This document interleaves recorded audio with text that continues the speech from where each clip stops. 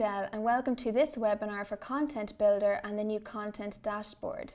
Today I'd like to show you how you can create interactive lectures and courses using the new interface for Content Builder and how you can record your students' progress on their quizzes using the new Content Dashboard. Let me know if you have any questions and I'll try to answer all questions towards the end of the webinar.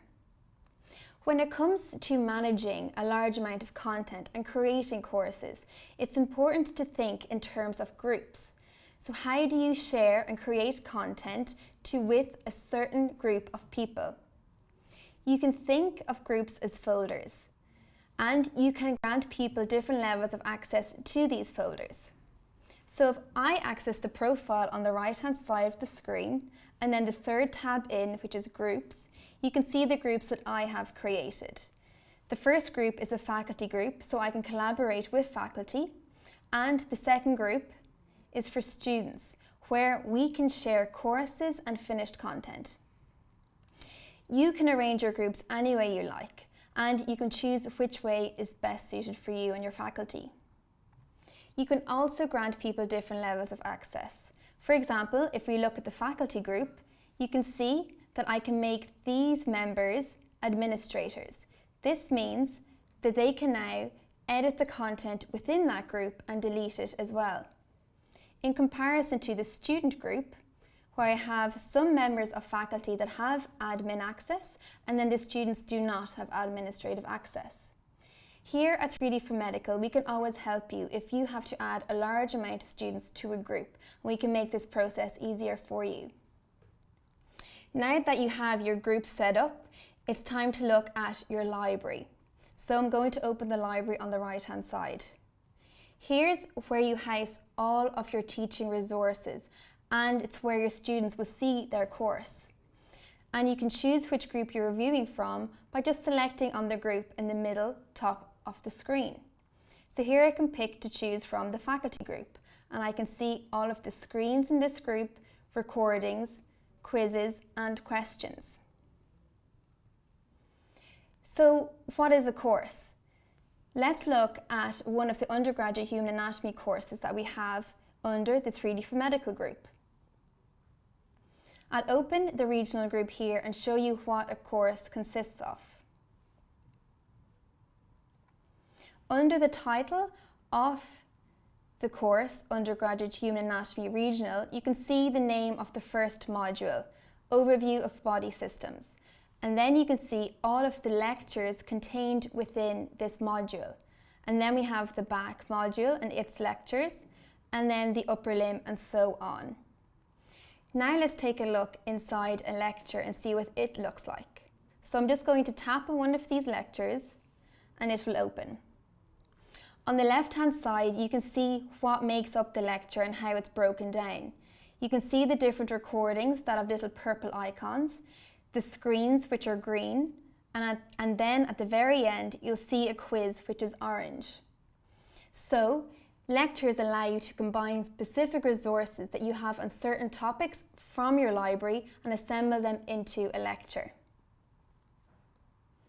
As well as this, if we look at the course card here, you can see you have the title of the course, and then you can see the different authors and their bios.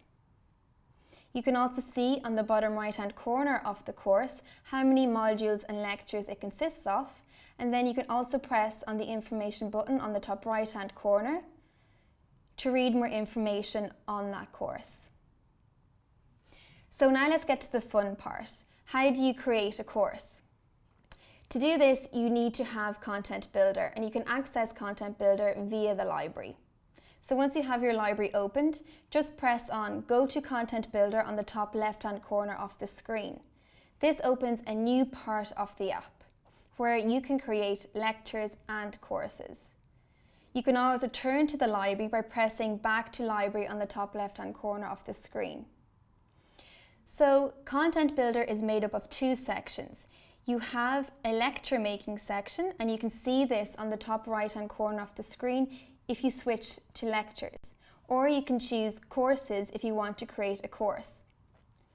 However, you can't create a course without any lectures, so you need to start with lectures and create your lectures first. So let's open the lecture making part of the app. And here you can see along the top of the screen you have 3 filters. You can search for any lecture using the search bar. You can also search and filter by body region, or you can search through group. And now it's easier than ever with this new interface to search through your groups for the lectures. So in this group, the students group, you can see all of the lectures that either I or another member of the faculty have created in this group. And so now let's create a new lecture. To create a new lecture, just press on the green plus button on the top center of the screen. This will open up a lecture template. So here I'm able to add in an image, so you can add in an anatomical image or you can add in your school's logo. You can also add in a title, and now you can start populating it with resources. So just press on Add Resources here and it will open up your library. So here's where you can bring in resources from your library into a lecture. You can see along the top there's different filters again. So again, you can search for any resource. You can search from any group. So I'm going to pull from the faculty group. You can search by body region, and then you can also search by file type. So I'm going to pull in some recordings first. To bring in a recording, just press and hold down on any of these recordings until it becomes mobile, then drag it over to the left, let go and drop it in. Then you can add in some more placeholders by pressing on the plus green sign on the bottom left hand corner. And then I can add in my next recording. And now I'm going to switch to screens and add in a few screens. I'm going to filter by body region for this, for the upper limb, and add in some upper limb screens. Again, just by dragging them over and dropping them into the left. And then finally, I'm just going to add in a quiz. Next, I also want to add in a description for this lecture. So I'm going to press Edit Description on the top right-hand corner of the screen.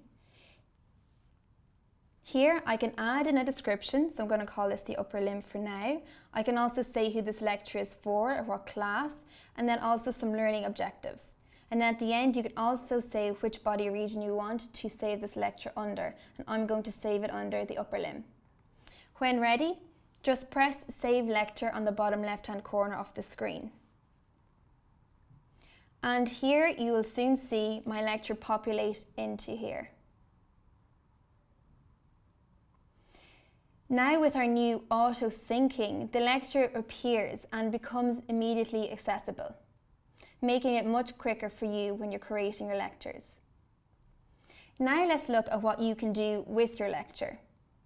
You can edit the lecture at any time just by tapping on the lecture, and this will open edit mode where you can change the resources or edit the description. I'm going to press back so I don't save anything. And we also have some more options. If I press the 3 little dots at the center of the lecture, you can see there's more options here. I can either first of all add this lecture to a course, which is new. So now you're able to add lectures to course via this section of the app. So I can just press on this first button and I can decide what course I want to add it to and to which module.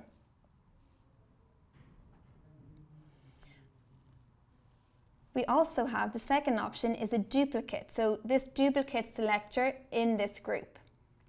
The next section option is a play button, so you can play back the lecture. And then the fourth option is a delete. At any stage, you can also copy this lecture to another group. For example, if you are teaching the same lecture to 2 different groups of students. To do this, just press on Copy to Group, and then you can even change the title, and then you can decide which group you want to save it to. I'll save it to this faculty group for now, and then you can also decide if you want to copy all of the resources into the library as well, so that the resources are accessible through the library as well as through the lecture. So I'm going to press Copy to Group, and now the lecture will be immediately accessible through that other group. So when you have all your lectures ready, you can assemble them into a course.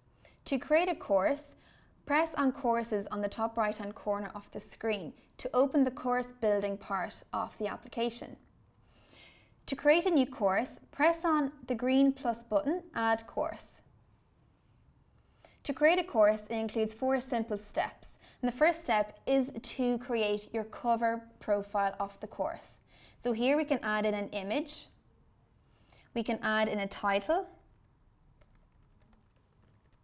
we can add in a subtitle, and we can also add in the author. So here I can search for any other Complete Anatomy user who's an author here on the course.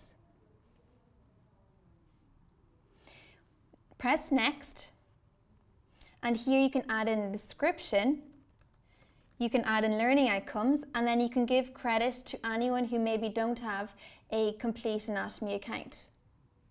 Then press Next. You can also add a video. So here can be a video of you and the faculty explaining what's in the course and who helped make it. We'll skip this step and press Next. So this is where you can start pulling in the lectures into a course. You can add in your first module and press Add Lectures. So now pulling in lectures into a course is quicker than ever. Just select on the lectures you want to add in and then press Add to Course. Again, we'll select on a new module, press Add Lectures, and then we'll add in some more. And then press Add to Course on the bottom right-hand corner. Once you have your course assembled, press Save Course on the bottom right-hand corner of the screen. And now the course becomes available to your students after they have synced their content. So what happens now if you want to edit one of those lectures in the course? We'll return to the lecture editing and making part of the app by selecting Lectures on the top right-hand corner. So here you can choose which lecture you want to edit and simply edit by tapping on the lecture. Let's say I want to replace one of the recordings, so I'll press Add Resources on the bottom of the screen, and to replace the recording, just drag it over and drop it on top of the asset you want to replace it with. And then when you're ready, press Save Lecture on the bottom left-hand corner. Here you'll have a few options when you're saving. You can either cancel and continue editing, or you can save to lectures only. So here you're essentially creating a working draft of the lecture, and the draft is hidden from the students, and then when you're ready you can update this lecture into the course, and that's when it becomes visible to the students. Or you can press Save to Lectures and Courses if the changes are urgent and you want the changes to be visible as soon as possible. You can also discard all of your changes by pressing Cancel, pressing back on the top left-hand corner, and then pressing Don't Save. However, I'm going to press Save to Lectures only and create a working draft of this lecture. Here you can see the working draft looks a little bit different.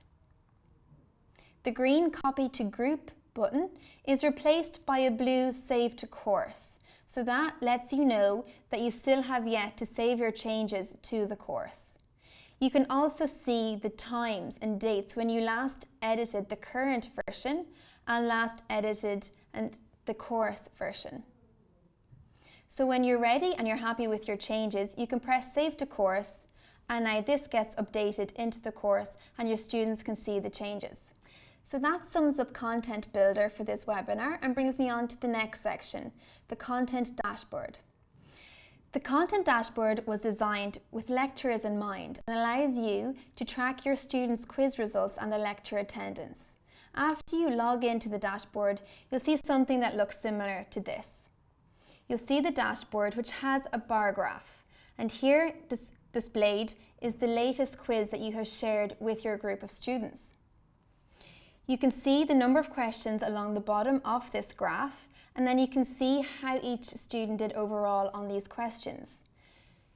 Let's take a look at question number 2, and you can select on the dark blue part and see that 14 students got this question correct. Then you can select on the orange part and see that 7 students got this question incorrect. And then the light blue section shows you how many students skipped the question. And you can search any quiz you like just by using the change filters on the top right hand corner. And here you can change which group you're viewing from, which lecture, and even which quiz.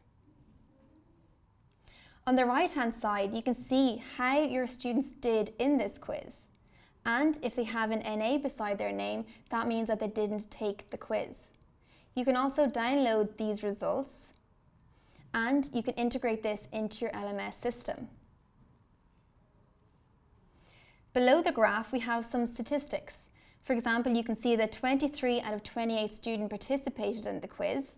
On average, it took them 3 minutes to complete, and you can see the average test score. Below this, you can see the recently shared content, so any of the content you've shared recently to your students.